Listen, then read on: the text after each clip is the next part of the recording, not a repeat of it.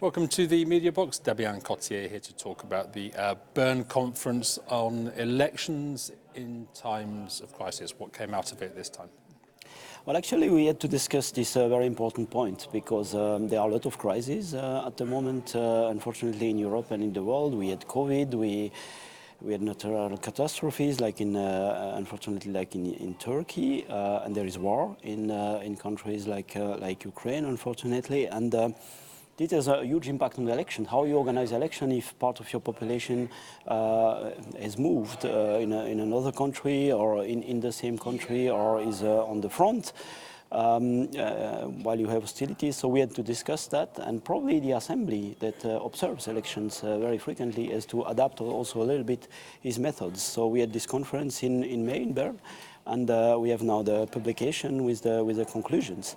And I think it can be a useful handbook for the Assembly and for the Council of Europe. Tell us about some of those conclusions. I think the main conclusion is that countries need to be flexible, needs to be nimble, because when a crisis arrives, maybe you have to adapt the way you organize elections.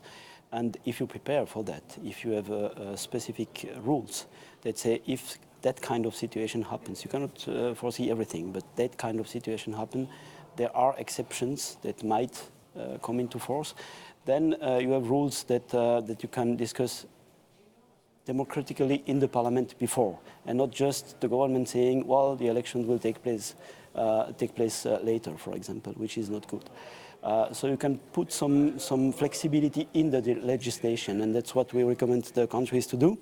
And also looking at the evolution of the technology, artificial intelligence, digitalization, it has a huge impact on how you have political campaigning, and the countries really should be careful with that, because fake news is an enemy for democracy.